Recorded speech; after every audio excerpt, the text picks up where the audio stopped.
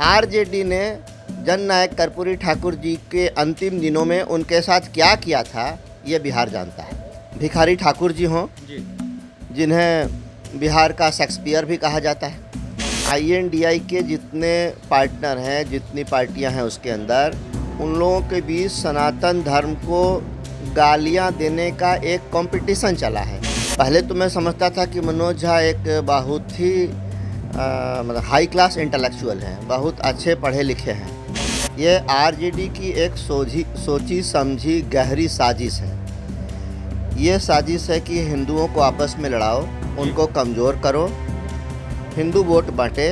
सनातन शाश्वत है। जो सनातन का विरोध करेगा, जो इसकी आलोचना करेगा, उसका सर्वनाश हो जाएगा। नमस्कार, आप देख रहे हैं लाइव सिटीज़। मैं हूं आपके साथ सौरभ राज। बिहार में क्या अब ब्राह्मण और राजपूतों के बीच में राजनीतिक लड़ाई शुरू हो गई है? मेरे साथ बात करने के लिए औरंगाबाद से बीजेपी के सांसद सुशील सिंह हैं, इनसे बात करेंगे। सर, आनंद मोहन और मनोज झा दोनों आरजेडी के एक रासवा सांसद, एक नेता हैं चेतन आनंद, विधायक हैं आरजेडी के हैं। इन लोगों के बीच में कविता को लेकर के विवाद छिड़ी, लेकिन अब मामला आ गया है ब्राह्मण और राजपूत के ऊपर। देखिए, ये मामला कहीं से ब्राह्मण और राजपूत का नहीं है। ये आरजेडी की एक सोची समझी गहरी साजिश है। ये साजिश है कि हिंदुओं को आपस में लड़ाओ, उनको कमज़ोर करो, हिंदू वोट बांटे और आरजेडी या और इस तरह के जो दल हैं उनको फ़ायदा हो। लेकिन मैं उन लोगों को आपके चैनल के माध्यम से जवाब देना चाहता हूँ कि ये सारी कौम बहुत ही बुद्धिजीवी और राजनीतिक रूप से जागरूक कौम है। इनके उकसावे में, इनके बहकावे में और इनकी साजिश में नहीं आ सकते। ये कभी ऐसा ना हुआ है, ना होगा। और मैं आपको एक बात और बताता हूँ। अभी आरजेडी ने श्री भिखारी ठाकुर जी के विषय में कहा है जी। चाहे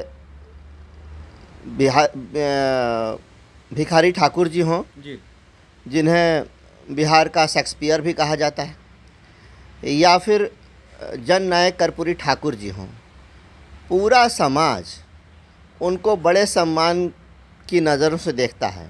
लेकिन आरजेडी ने जननायक कर्पूरी ठाकुर जी के अंतिम दिनों में उनके साथ क्या किया था ये बिहार जानता है, और बिहार अच्छी तरह से जानता है। अभी मोतिहारी में क्या हुआ, आरजेडी का अति पिछड़ा सम्मेलन चल रहा था।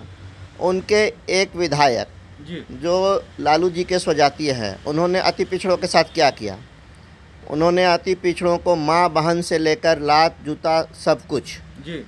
तो इस तरह से जो लोग चाह रहे हैं ये कभी नहीं होने वाला है। और जहाँ तक मनोज झा के पार्लियामेंट में उन्होंने जो स्पीच दिया है उसकी बात करूँ तो पहले तो मैं समझता था कि मनोज झा एक बहुत ही मतलब हाई क्लास इंटेलेक्चुअल हैं, बहुत अच्छे पढ़े लिखे हैं। और जिस कवि की कविता उन्होंने कही कि वो क्या स्वामी विवेकानंद हैं क्या वो कवि, उन्होंने तुकबंदी की है, वो कोई कविता भी नहीं, उन्होंने एक तुकबंदी की है और उसके पीछे सोच बहुत गलत है। जो ठाकुर केवल उपनाम टाइटल की बात नहीं है। मनोज झा जी अपने शीर्ष नेतृत्व यानी आरजेडी का जो शीर्ष नेतृत्व है, उनके जो सुप्रीमो हैं, उनके कहने पर इस तरह का समाज को कमज़ोर करने, बांटने, तोड़ने और हिंदुओं को कमज़ोर करने के लिए इस तरह का स्पीच उन्होंने पार्लियामेंट में दिया है। लेकिन मैं आपको फिर से बहुत विश्वास के साथ कह रहा हूँ कि ये लोग अपने इस प्रयास में कभी भी सफल नहीं हो सकते। दोनों समाज बहुत ही जागरूक समाज है। दोनों, सारा समाज, पूरा हिंदू समाज, हम सनातनी हैं, हिंदू धर्मावलंबी हैं।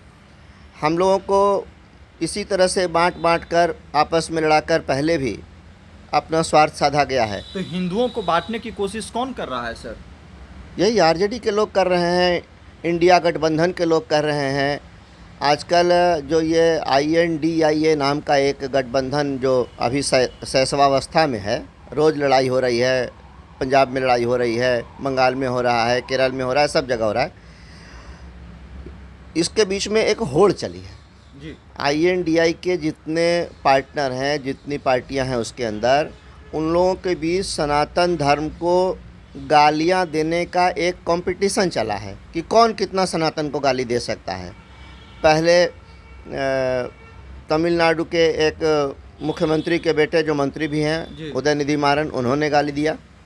उसके बाद कांग्रेस पार्टी के राष्ट्रीय अध्यक्ष मल्लिकार्जुन खड़गे जी के सुपुत्र कार्तिकेय खड़गे ने हिंदू धर्म को, सनातन धर्म को गालियां दी। बिहार में RJD तो रोज़ ही हिंदू धर्म को और सनातनियों को गाली दे रहा है।